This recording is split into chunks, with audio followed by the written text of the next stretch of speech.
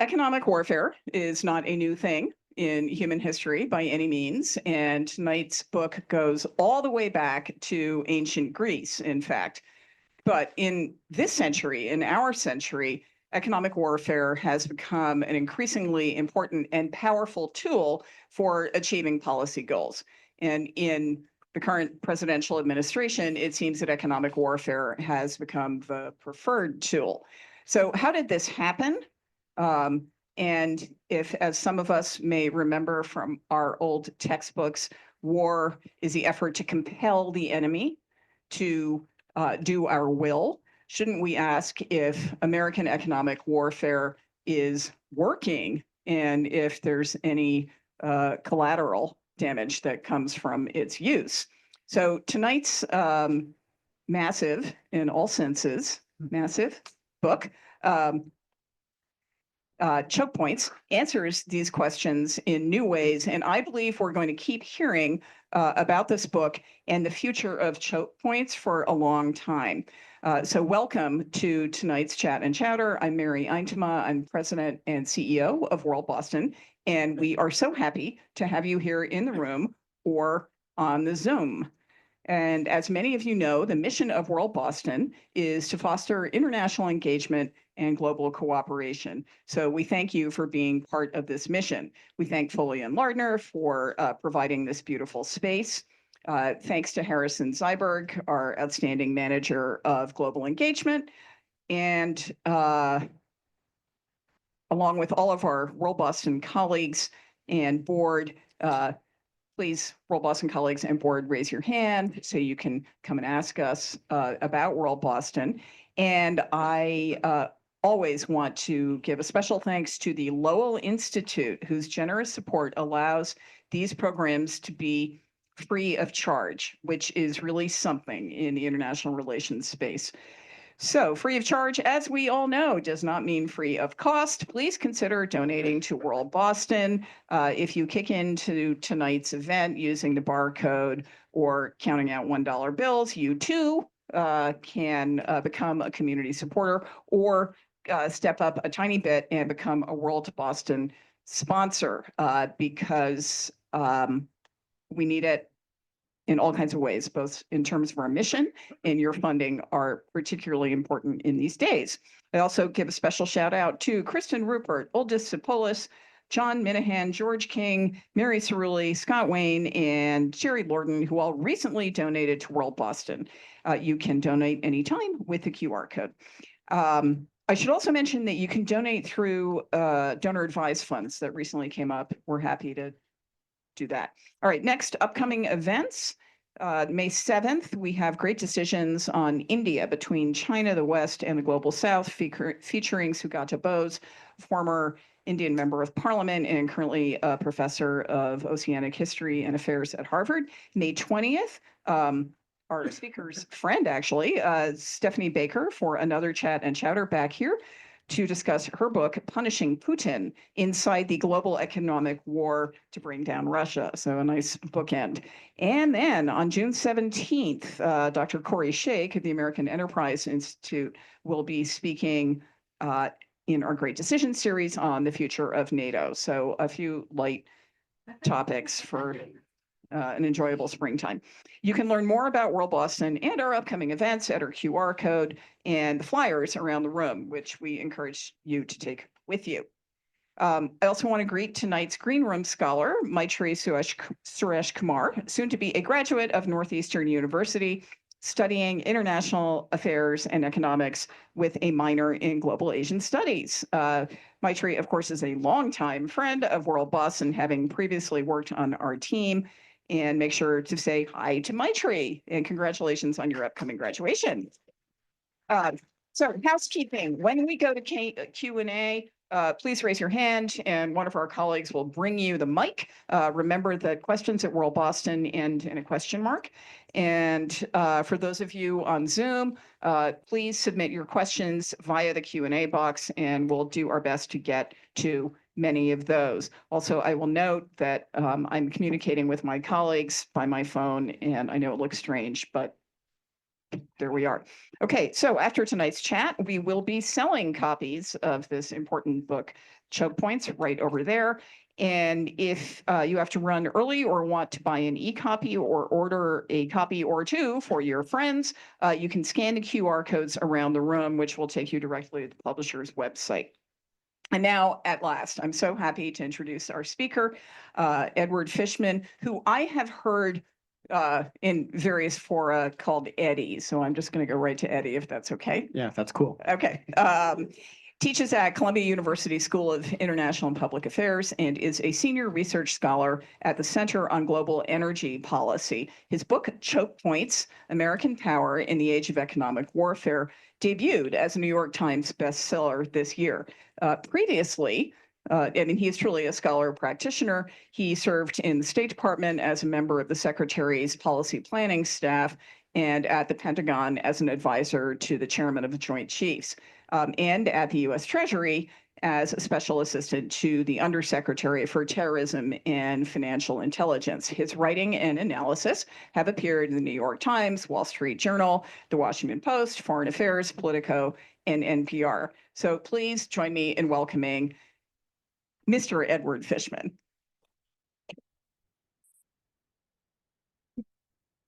All right, so this book is so rich in research and history and lived experience. There is really a lot to it.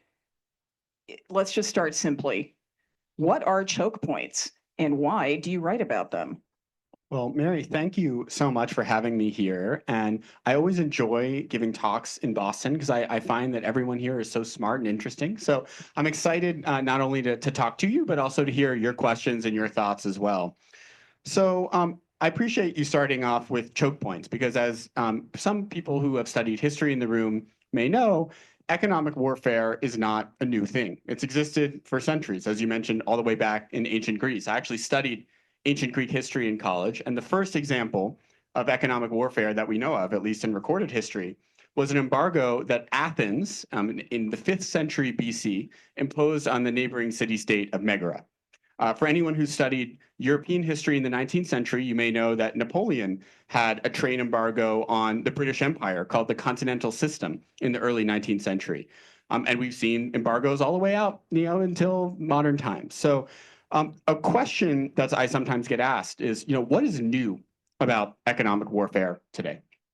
And what's new really is the creation of these choke points in the global economy that really are established in the wake of hyperglobalization in the 1990s, when you have China, Russia enter the global economy, bringing them into the international financial system, where everyone really starts using the dollar to clear cross-border payments, bringing them into global supply chains.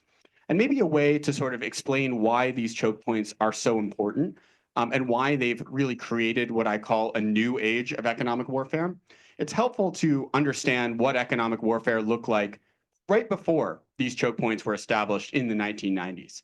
So for anyone here who remembers the 1990s, I was a kid in the 90s, so in many ways it was like the formative decade of my life. The most prominent example of economic warfare in the 90s was the United Nations embargo against Saddam Hussein's Iraq. So in 1990, Saddam Hussein, the dictator of Iraq, launched an invasion of Kuwait, the neighboring oil-rich state, and annexes the territory. And within 24 hours, the UN imposes an embargo on Iraq with the goal of stopping Iraq from selling its oil on global markets. And the embargo actually winds up staying in place all the way from 1990 to 2003, when George W. Bush launches the second and bigger invasion of Iraq.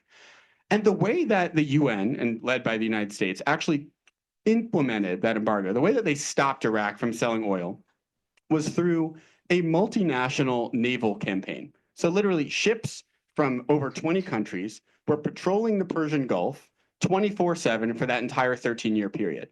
And whenever they saw an oil tanker coming in and out of an Iraqi port, they would dispatch commandos on a helicopter to land on that tanker, take a sample of the oil, send the sample to a laboratory to ascertain where it came from. And that was basically how they implemented this embargo. So if you think about it, even as recently as the 1990s, hard-hitting economic warfare was just another offshoot of military force. That embargo was commanded by the Pentagon. It wasn't officials at the Treasury Department who were the key players in it. And you really, whether we sort of liked it or not, we were putting American troops, American sailors in harm's way, right? They could have easily been fired upon. And the embargo also was costly. It cost billions of dollars to have a 24/7 naval campaign in the Persian Gulf. What the choke points that I mentioned earlier that are established in the 1990s create is a system where today Donald Trump can sit in the Oval Office and sign a document, and just by signing that document, impose devastating economic harm on a foreign country because we're manipulating this dollar-based system.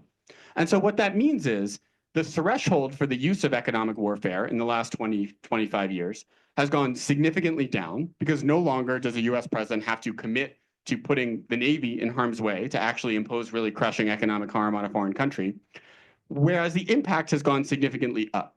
And so I think what we have is almost something like a moral hazard, where it's incredibly easy for American presidents to deploy economic warfare in a very aggressive fashion. And they don't really have to risk very much, or at least up until now, they've thought that they haven't had to risk very much. Okay, thank you. So this book has a lot in it. I would say that there's three main examples that you go through, although there's a lot of others as well that we can't get to, North Korea, et cetera. And in a sense, it's like, once it worked, didn't work. You were involved in the, let's call it, campaign on Iran. So how did that unfold? What was the breakthrough in the use of choke points, and how has it worked out in your view? Yeah, so Iran really is kind of the test case where the United States figures out how to weaponize these choke points in the global economy. So, and this actually is a good one to start with for this crowd, because I want to take you guys back to 2004.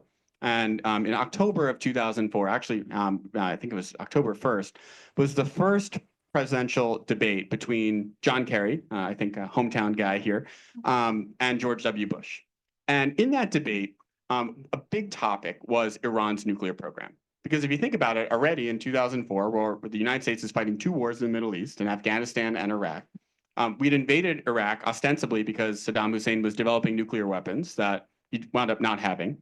And by 2004, it was already clear that Iran, right next to Iraq, was actually developing a serious nuclear program. They had, an industrial-scale nuclear enrichment program, and they were on the brink of electing an extremist hardliner named Mahmoud Ahmadinejad to be their president. And during the debate, both Kerry and Bush are asked, "What are you going to do about Iran?" And John Kerry says, "Well, I'm going to do sanctions on Iran when I'm president." And George Bush looks incredulous, and he actually slumps over the podium during the debate and says, "We've already sanctioned Iran. We can't sanction them anymore." And basically, he was expressing the idea that we had already tried this and it didn't work, because by then the paradigm, if you were going to do unilateral sanctions, was that you were just going to do a trade embargo, and if you were going to do anything bigger than that, you needed something like we had on Iraq. You needed the UN, the full UN, to buy in, which you were never going to get for Iran, and you needed to be willing to send the U.S. Navy to actually implement it, which was something, again, there was no appetite for a third potential war in the Middle East. And Bush winds up winning that election. And afterwards, his Undersecretary of the Treasury for Terrorism and Financial Intelligence, a gentleman by the name of Stuart Levy, who's responsible for U.S. sanctions, is sort of grappling with this comment that Bush has made, because he's thinking to himself, it's my job to do sanctions against Iran, and my boss, the president, just said that we've already tried this and it's failed. And Stuart Levy is a very smart guy, understated guy, but has a tremendous chip on his shoulder. And so he hears this and he's like, I need to find a way to show President Bush that he's wrong and that we actually can impose significant pressure on Iran, and maybe we can find a way to persuade them not to build nuclear weapons because they want to get out from under this economic pressure. And so Levy starts sort of searching about for a solution. And there's one day that he's actually having breakfast at a hotel in Bahrain, flipping through the Financial Times, and he comes upon an article about a Swiss bank that has agreed to cut ties with Iran of its own volition. And it sort of clicks for him that he doesn't necessarily need to persuade Russia and China, the other members of the UN Security Council, to back sanctions on Iran. He can literally go from bank to bank, from capitals like London, to places like Singapore, Frankfurt, et cetera, and persuade bankers of their own volition to cut ties with Iran. And his evidence that he would bring with him to try to persuade them was declassified intelligence showing them how their banks were being used, oftentimes unwittingly, by the Iranian regime to fund their nuclear program and to fund terrorist proxies like Hamas and Hezbollah. And this works. Over the next few years, he basically will go to bankers in these capitals, bring with him like these big folders of intelligence that have been declassified, and 9 out of 10 of them agree to sort of back out of Iran. There are a few stragglers, in places like Dubai and places like Turkey that are quite close to Iran. And for them, he winds up using this choke point, the threat of being cut off from the dollar-based financial system, to basically give them a binary choice, which is you either have access to the dollar or you can do business with Iran, but you can't do both. And that choice, almost in every case, people wind up choosing access to the dollar. And so over the period of about 5 or 6 years, and Stuart Levy is in something like an endangered species today, in that he winds up being reappointed by Barack Obama. So he's a Republican who winds up being, serving into a Democratic administration, rare bipartisan official. Over the course of 5 to 6 years, he successfully isolates Iran from the international financial system. Really not through diplomacy with other countries, but really through weaponizing the dollar and using the dollar as this leverage point with bankers around the world. And there are other sort of key points in the story, but suffice to say that really winds up laying the foundation not only for the pressure that gets us the Iran nuclear deal, but also really sets a paradigm for how financial sanctions work up until today. So the Iran nuclear deal, that's almost 10 years later. So it takes a while, but wasn't it 2015 or so? Yeah, so Levy's campaign against Iran, the epiphany he has in Bahrain is really in early 2006. And we get the first Iran nuclear deal, the Joint Plan of Action, which freezes Iran's nuclear program, in November of 2013. The final deal is in 2015. All right. So yeah, I mean, I think this is maybe a lesson that our policymakers would be well take today, is that even a very successful economic pressure campaign can take many years to play out, right? I mean, this takes almost a decade to get the Iran nuclear deal. It's more than a stroke of a pen. I want to quickly go backwards before we go on to other countries. Would it be fair to say that the kind of godfather of this choke point is the petrodollar? Yes. Okay. Yeah. Yes. All right. So maybe you can quickly fill us in. Sure. And I think this is a very pertinent discussion now, because I think for the first time, at least in my professional career, the dollar really does seem like it's on a bit of an unsteady foundation right now. The thing that's interesting, if you look at the history of the dollar, the dollar officially becomes the global reserve currency at the Bretton Woods Conference in 1944. But it's not actually until the 1970s that you kind of have the ingredients in place for a totally dollarized international financial system. And there are really 2 steps to that. The first is in August of 1971, when Richard Nixon unilaterally takes the dollar off of the gold peg. So up until from 1944 to 1971, the dollar is convertible at a fixed rate of $35 to an ounce of gold. Nixon basically pulls the dollar off of that standard because we can no longer live up to that obligation. Our allies are draining our gold stores. They're basically, there's effectively a run on the dollar. And at the time, it's viewed as like the end of American economic dominance, which, by the way, in some ways it was. It was the end of our dominance as a global trading power. But in retrospect, it's also the dawn of America's dominance as this incredible financial behemoth. Because as the dollar becomes unshackled from gold, and you wind up having a floating exchange rate regime, and you wind up having an unregulated dollar clearing market in Europe known as the Eurodollar market, which takes off in the wake of the Nixon shock, the dollar really goes everywhere, all corners of the earth.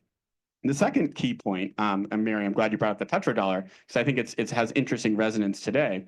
In the 70s was also when the U.S. economy starts running big deficits, right? Because we're in the Vietnam War, we're sort of suffering under the Arab oil embargo in 1973, and in that sort of maelstrom of problems that we're having, Richard Nixon's final Treasury Secretary, a bond trader by the name of Bill Simon, winds up coming up with this idea that he can persuade the Saudi Arabia government to a deal where if the U.S. grants Saudi Arabia preferential access to U.S. military hardware, as well as the ability to buy U.S. Treasury bonds outside of the normal auctions, the Saudis would agree to continue pricing oil in dollars and, critically, to recycle the dollars that the U.S. is paying them for their oil into treasuries. And so that is sort of the dawn of this system that we have now, where the U.S. is running giant trade deficits, and that we are basically using the dollars that are coming into our economy to plug our budget deficit every single year. And what that does over time is it really does sort of push the dollar into all corners of the earth. And additionally, because the Saudis are reinvesting their oil revenues into U.S. Treasury bonds, you develop this massive market for treasuries, a giant, winds up sort of spilling over into other financial markets like the stock market and the bond market, where right now the U.S. has over 50% of global market capitalization. Okay, great. Thank you for that. We're going to continue our gallop around the map.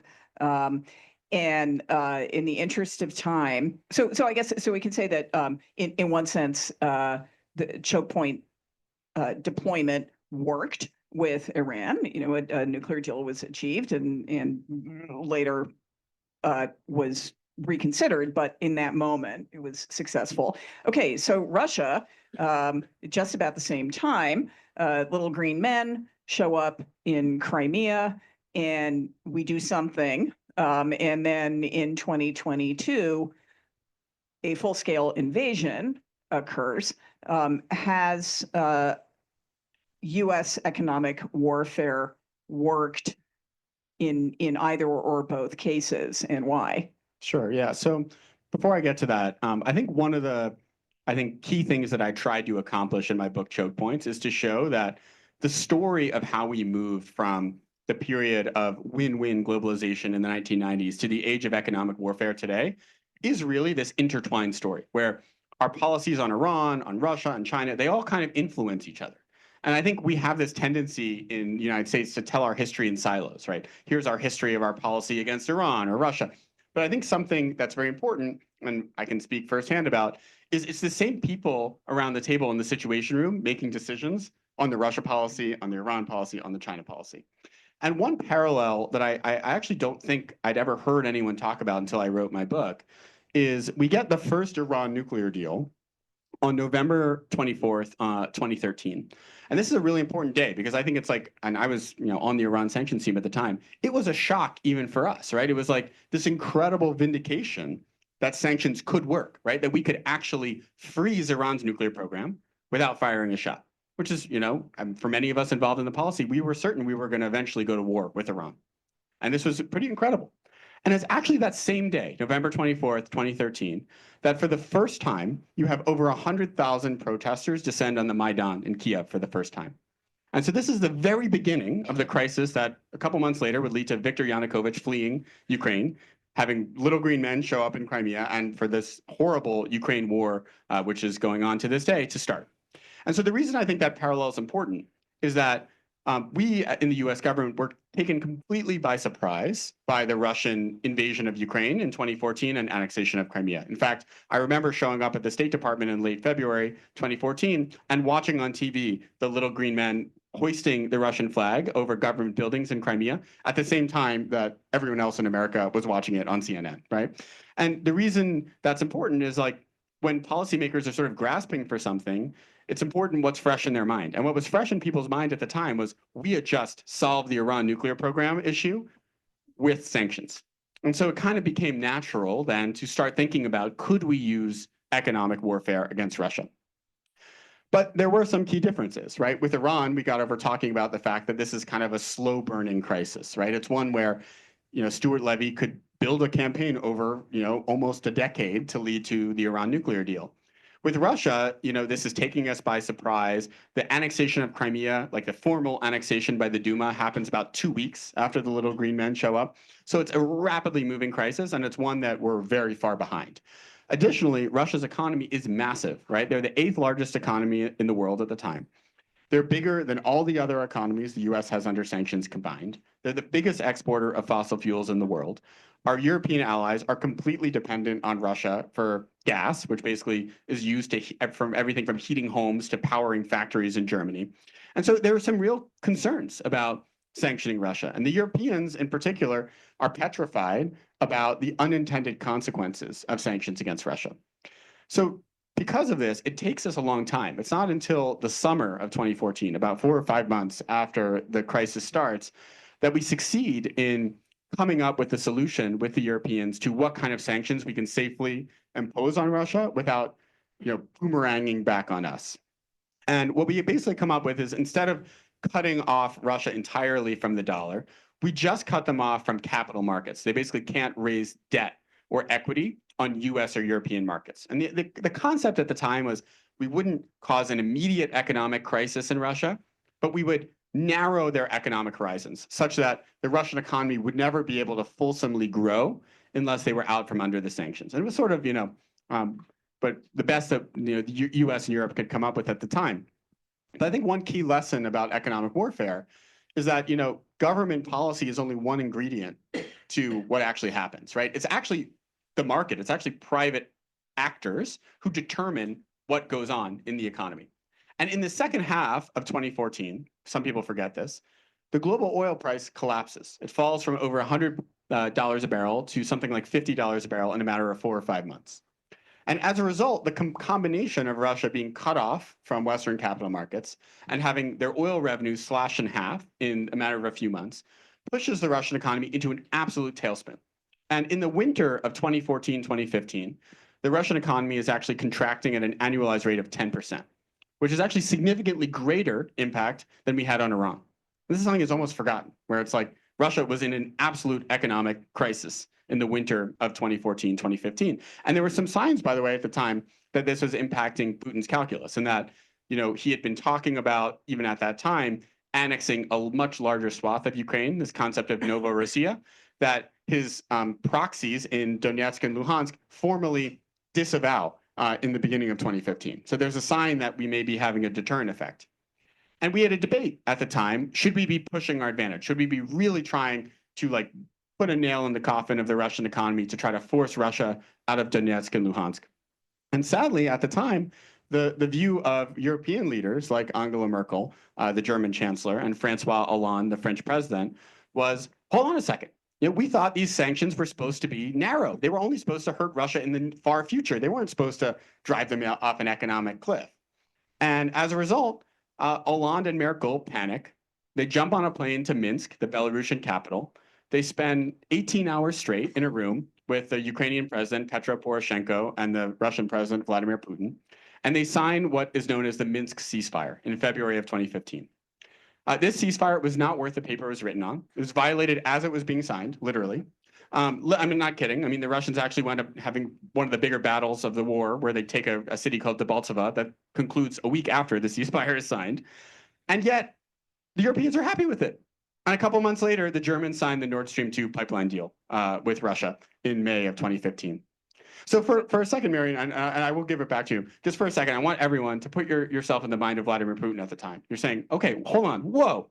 The West really has the ability to impose devastating economic harm on my economy, but they don't have the will to do it. And I think that's a really dangerous lesson he winds up taking into the future.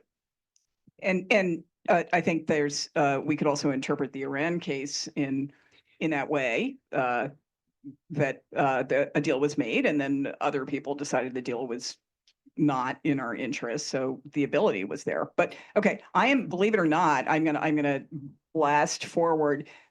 Let's suppose that sanctions on Russia in 2014 don't really work. Here we are, and we're thinking of other strategies with Putin now.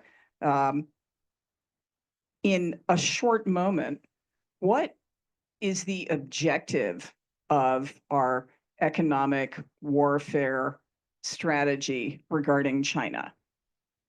That's a big question. Yeah, so look, I think there's an important pivot point that happens in American economic warfare during the first Trump presidency. Because back when I was in government, I served in the Obama administration. We always viewed economic warfare as a means to an end, right? It was an unnatural state. We would impose sanctions on Iran. Iran would get rid of its nuclear program, and then Iran would be welcomed back into the global economy. Or we'd impose sanctions on Russia. Putin would leave the Donbass, and then we would welcome Russia back into the to the global economy, right? So the natural state of affairs was sort of free trade and free finance, and the unnatural state of affairs was sanctions, right? Trump in 2018 imposes, for the first time, big tariffs on China. This is under the leadership of Bob Lighthizer, the U.S. trade representative at the time. And eventually also winds up launching, which I think is even more important from a historical perspective, this sort of technology siege of the Chinese economy, right? Where there are these export controls that are first imposed on a company called ZTE, which is the second biggest telecommunications equipment maker in China, eventually scaled to Huawei, the biggest private technology company in China. And the choke point that's being weaponized there, Mary, isn't the dollar. It's actually technology supply chains, and in particular, computer chips, right? The fact that US companies, Silicon Valley companies, provide something like 40% of the value in the entire semiconductor supply chain. NVIDIA with chip designs, Applied Materials with the tools that are used to make advanced semiconductors. And so this was weaponized against China. The thing that I think was novel about this, not only was the fact that China is such a massive economy, even the second largest economy in the world, 10 times the size of Russia's economy. So I got over saying how much bigger Russia was than Iran. There's the same sort of order of magnitude difference between Russia and China. But I think that the biggest difference from sort of a historical perspective is that there's no behavioralist calculus with respect to the technology siege of China. The idea is explicitly to weaken China's technology sector. And in fact, Joe Biden comes in and he takes this policy that had just been imposed on Huawei and a few other companies, and he imposes it on the entire Chinese economy. So Biden scales the export controls such that no advanced semiconductors from the US can be sold to China. And I think why I find that so important is it really is a break in how we think about globalization, where the natural state of affairs in US-China relations is that in certain sectors, we have a zero-sum relationship. And actually, Jake Sullivan, the national security advisor in the Biden administration, says as much. He said that the goal of our policy vis-a-vis China in certain areas like semiconductors and quantum computing, biotech, is to maintain as large of a lead as possible, basically to weaken them as much as possible and to strengthen us as much as possible. So I think that's important because what it signals to me as someone who's a researcher and I try to pick up on big intellectual shifts is it is just a paradigm shift from the idea that our trading relationship with China is win-win to one where, at least in a big part of the economy, it is zero-sum.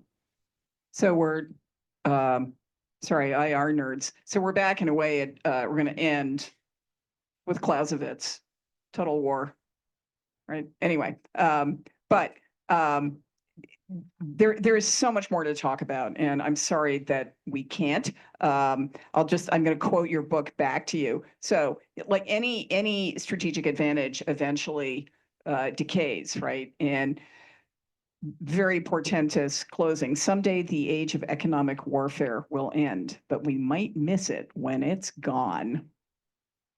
Wow. Okay. So on that cheery note, let's go to questions. And my colleague will come around with, I think it's Madeline and Isabella are going to come around with mics. And questions end with a question mark at World Boston. So let's go to Henry right here. And then Josh, did you have your hand up? Okay. And I really encourage anybody who's new or a student, please raise your hand. All right, Henry, your question. Yes, I was wondering if you could please talk a little bit about the election in Canada last night. I had read recently that the U.S. president has the potential to, and this is a direct quote, decimate the Canadian economy. Yeah, sure. So look, I think that one thing that I hope comes through in my book is that as much as some people may think, because of the headlines in the last few weeks, economic warfare didn't start under the recent Trump administration, right? I finished this book before we even knew that Trump was coming back to the White House. So I think we are living in an age of economic warfare and have been really since Stuart Levy had that epiphany in Bahrain in 2006, when we realized that we could be weaponizing America's economic dominance against rivals.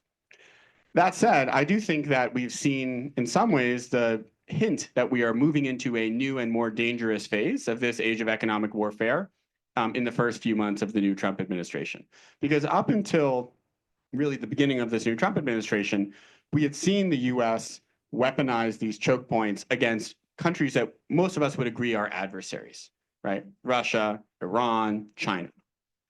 What's new about what Trump has done is that he's really weaponized American economic dominance, if anything, not just against our adversaries, but maybe more so against our friends, Canada, Mexico, the European Union, everyone, right? I mean, with the reciprocal tariffs that are imposed in early April, it's every country basically around the world is hit with something, right? And Canada, you know, it's not just been big tariffs, it's also been explicit threats of annexation, right? That, you know, some people may take as a joke, but having interacted with many Canadian leaders and both in, you know, government as well as the private sector, I mean, Canadians take this very seriously, right? And when you have the world's biggest military power on your border saying that you better become the 51st state, you know, that's something that you're very nervous about. So what has happened since Trump has, you know, on February 1st, said he was going to impose 25% tariff on Canada? You've seen a massive shift in Canadian politics where, you know, the party of Justin Trudeau, which had been basically toast and was going to lose in this election by a massive landslide, winds up electing a new leader, first in their party, Mark Carney, who had been the governor of the Bank of England and previously the Canadian Central Bank. And he winds up winning the election. So what Trump basically did was he resurrected the party of Justin Trudeau. And I think, by the way, this is something I think we're going to see more and more in other countries too, where Trump seems like he's threatening a foreign country. He's empowering the forces that are seen as kind of the anti-Trump forces within those countries. You know, Canada has built its entire economy around exporting to the United States. Our supply chain with Canada is deeply integrated. It's part of the reason why when we have threatened to impose these 25% tariffs on Canada, virtually all parts of society in the U.S. has opposed them. I'm including both, you know, automakers and auto unions, because, you know, you basically be shutting down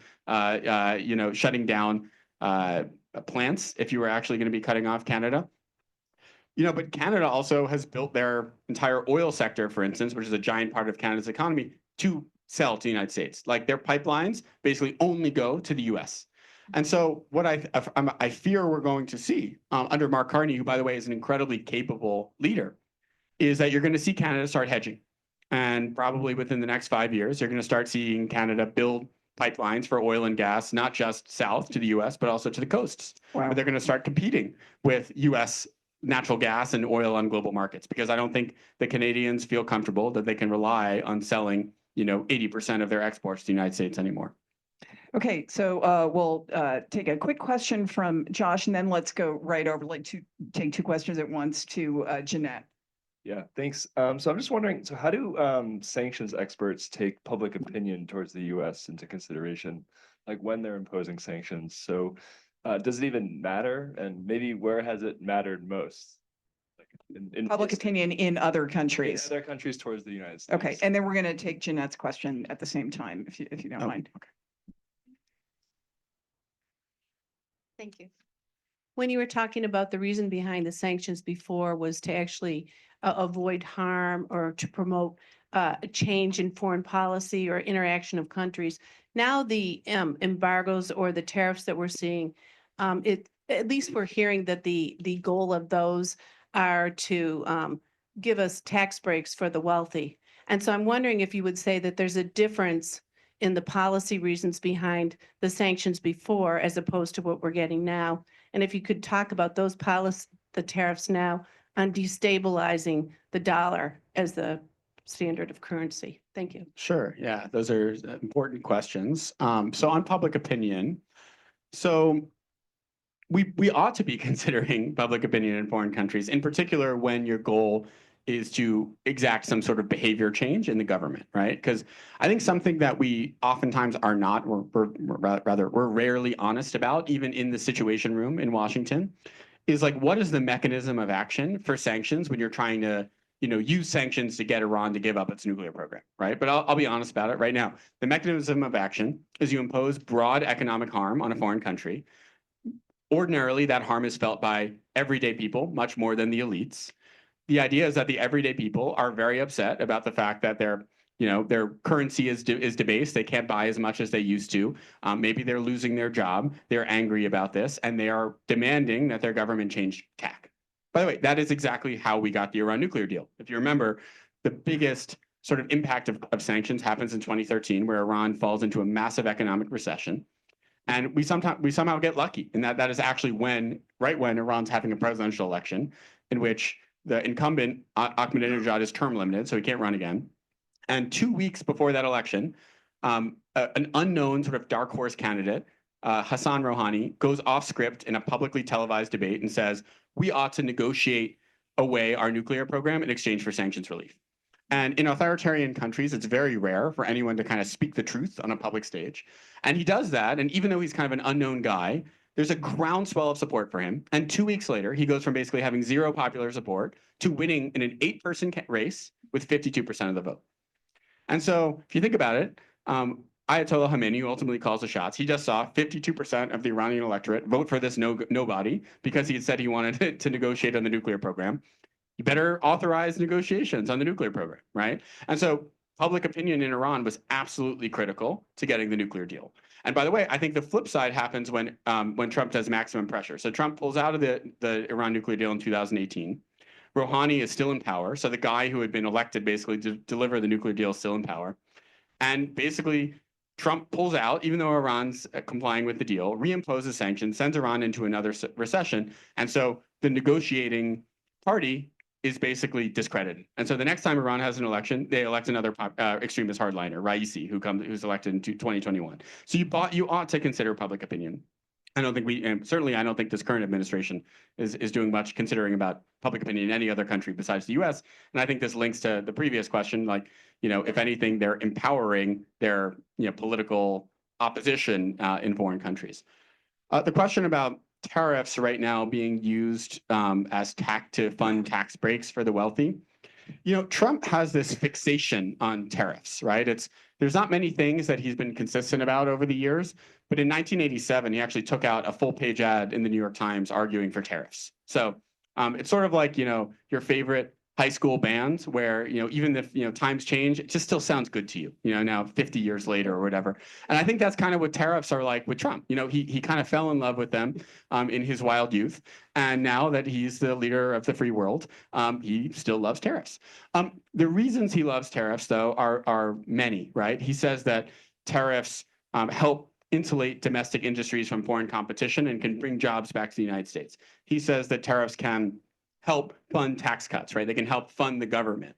He also says tariffs can be this all-purpose negotiating tool, that we can use tariffs to coerce countries the same way that we use sanctions to coerce Iran. The thing is, you can't do all of those at the same time. And particularly if you're trying to use tariffs to fund the government, which, by the way, we did do in like the time of George Washington, when the government all fit in like a building, in my hometown of Philadelphia. But we can't do it now, right? When we've got a massive government that does all kinds of different things, right? So, and by the way, if you have very high tariffs, our imports will go down. So even if we're collecting a big tax on every single import that's coming into the US, as the overall total of imports goes down, you're going to wind up still collecting a small amount of money. And I think one of the most remarkable stats I've read about the Trump tariff so far is he's collected less money on the tariff so far in 3 months than the increase in the interest on our debt has gone up because of the fact that he's debased the dollar and we've had bond yields increase over the last several months. On your point on the dollar, I think this is an important question. I figured someone else might ask this. I am very worried about the dollar in that, I think that many people have been very cavalier that the dollar is basically this like invulnerable currency that will never lose its perch atop the sort of global order. And I think when people have thought about that, it's really been, you're asking yourself, what's the alternative? And you're really looking at the RMB and the fact that China has closed capital markets, they expropriate assets. If you're an investor and you have your money in China, you'll never know if you're going to get it back. And so it's like, obviously, if you're comparing the US to China, the US dollar is going to be the favored currency. And in fact, 60% of foreign exchange reserves are in dollars and something like 2% are in RMB.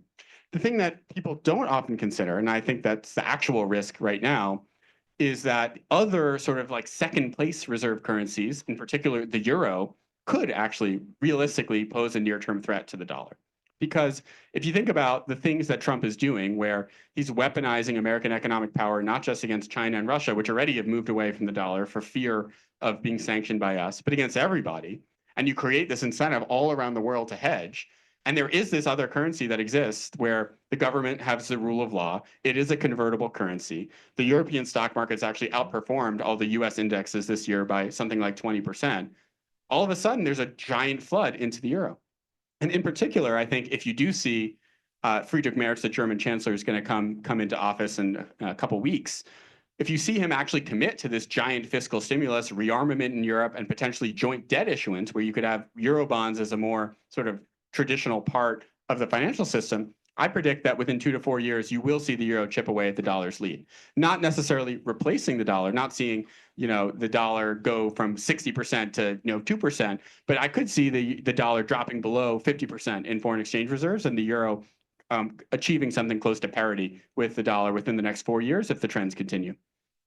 Okay, so all right, one micro question from Ruel right here, and then unfortunately, we're going to have to wrap it up in the interest of time, but we can continue chatting over our book purchases and chowder. So, Ruel.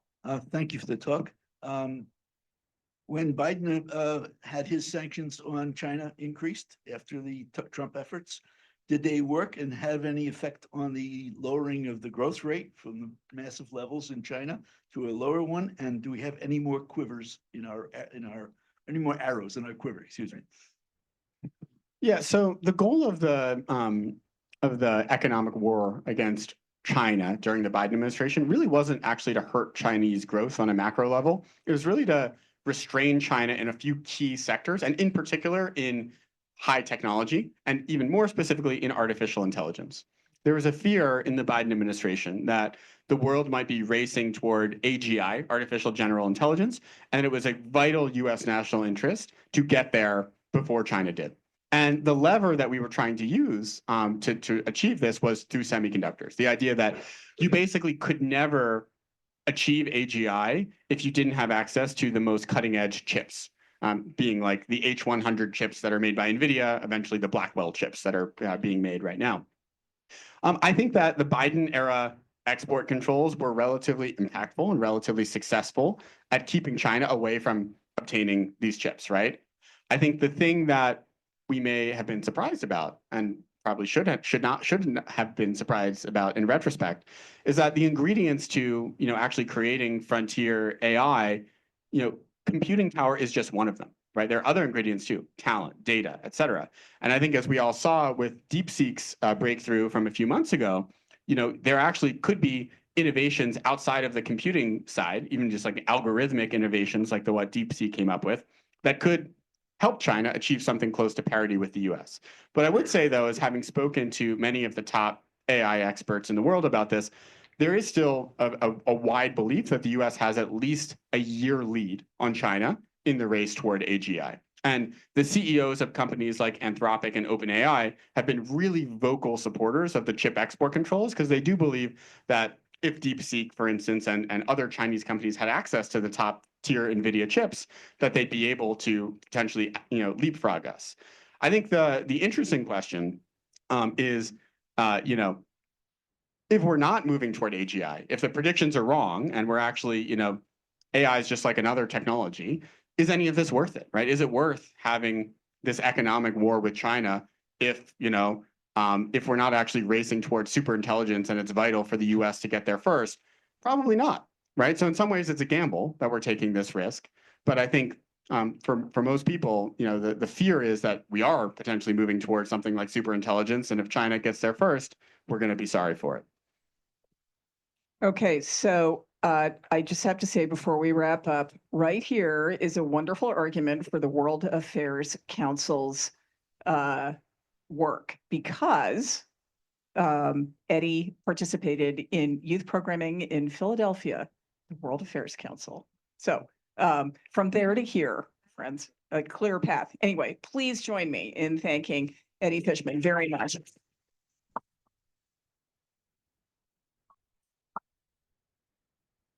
So now we can go and buy books, and thank you all very much. And I'm sorry we didn't get to probably half the questions.